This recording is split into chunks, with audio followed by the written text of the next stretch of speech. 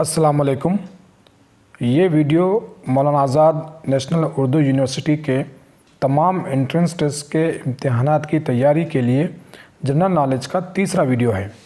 आज की वीडियो में हम सर सैयद अहमद ख़ान से मुताल्लिक़ सवालात का अहाता करेंगे, जो कि मौलाना आज़ाद नेशनल उर्दू यूनिवर्सिटी के तमाम एंट्रेंस इम्तहानात का एक अहम हिस्सा है। वीडियो के शुरू में आपसे 3 अहम कामों की गुजारिश करता हूं। पहला काम यह है कि इस चैनल को ज़रूर सब्सक्राइब कर लें। दूसरा काम यह है कि वीडियो को लाइक ज़रूर करें, जो कि वीडियो बनाने के लिए एनर्जी का काम करता है। तीसरा काम वो आपसे गुजारिश ये है कि वीडियो पसंद आए तो भी कमेंट करें और पसंद ना आए तब भी कमेंट करें। आइए शुरुआत करते हैं। भारत के मुसलमानों के तालीम के रूहरवां और जदीद उर्दू नसर के बानी और अलीगढ़ मुस्लिम यूनिवर्सिटी के बानी सर सैयद अहमद ख़ान 17 अक्टूबर 1817 को दिल्ली में पैदा हुए। सर सैयद अहमद ख़ान 17 अक्टूबर 1817 को दिल्ली में पैदा हुए और उन्होंने 28 मार्च 1898 को अलीगढ़ में वफ़ात पाई। 28 मार्च 1898 को अलीगढ़ में सर सैयद अहमद ख़ान ने वफ़ात पाई। ये सर सैयद अहमद ख़ान से मुताल्लिक़ बहुत ही बेसिक और अहम सवाल है। इनकी विलादत कब हुई, कहाँ हुई, वफ़ात कब हुई और कहाँ हुई, इसको आप अच्छी तरह से याद कर लें। सर सैयद अहमद ख़ान के ताल्लुक़ से जो दूसरा अहम सवाल बनता है वो उनके वालिद और वालदा के मुताल्लिक़ है। उनके वालिद का नाम है मीर मोहम्मद मुत्तक़ी और वालदा का नाम है अज़ीज़ुन्निसा बेगम। उसके बाद सर सैयद अहमद ख़ान के से मुताल्लिक़ जो सबसे ज़्यादा सवालात पूछे जाते हैं वो उनके अदबी कारनामों पर पूछे जाते हैं। उसमें उनकी किताबें बहुत अहम हैं। सर सैयद अहमद ख़ान की पहली किताब है जामे जम,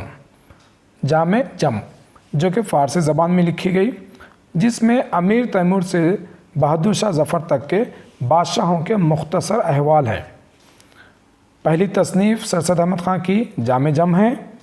ये फ़ारसी में लिखी गई है, जिसमें अमीर तैमूर से बहादुर शाह ज़फ़र तक के बादशाहों के हालात हैं।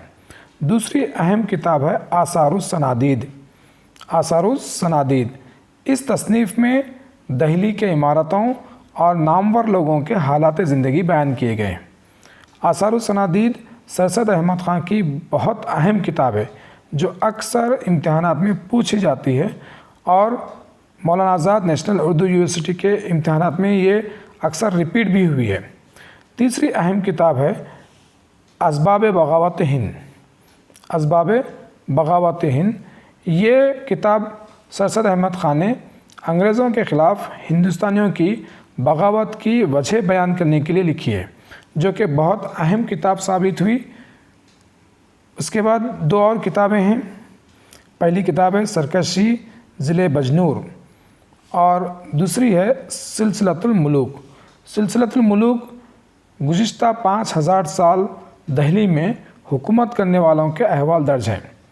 सिलसिलतुल मुलूक में गुज़िश्ता 5000 साल दिल्ली में हुकूमत करने वालों के जो बादशाह वगैरह थे उनके अहवाल को सर सैयद अहमद ख़ान ने दर्ज किया है। ये 2 किताबें अहम हैं। 5 किताबें हैं मुकम्मल सर सैयद अहमद ख़ान की, जो इम्तहानात में पूछी जाती हैं। पहली तसनीफ़ जामे जम, आसारुस सनादीद, असबाब बगावत हिंद, सरकशी ज़िले बजनूर और सिलसिलतुल मुलूक। इसके बाद जो सबसे ज़्यादा सवाल रिपीट होता है सर सैयद अहमद ख़ान के ताल्लुक़ से वो है तहज़ीबुल अख़लाक़ के बारे में, कि तहज़ीबुल अख़लाक़ रिसाले को किसने जारी किया। तहज़ीबुल अख़लाक़ रिसाले को सर सैयद अहमद ख़ान ने जारी किया। और डीप अगर क्वेश्चन पूछ ले तो ये पूछ लेता है कि तहज़ीबुल अख़लाक़ को कब जारी किया गया। तहज़ीबुल अख़लाक़ को 1870 में जारी किया गया। इस रिसाले के ज़रिए से सर सैयद अहमद ख़ान ने अपने इस्लाही कामों का आगाज़ किया है।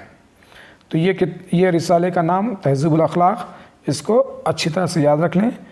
तहज़ीबुल अख़लाक़ रिसाले को सर सैयद अहमद ख़ान ने 1870 में जारी किया। और एक अहम सवाल जो अक्सर रिपीट होता है वो है मोहम्मडन एंग्लो ओरिएंटल कॉलेज के ताल्लुक़ से, कि मोहम्मडन एंग्लो ओरिएंटल कॉलेज को किसने कायम किया। یہ سر سید احمد خان نے قائم کیا۔ اب ڈیپ کوشچن پوچھ لے تو کب قائم کیا؟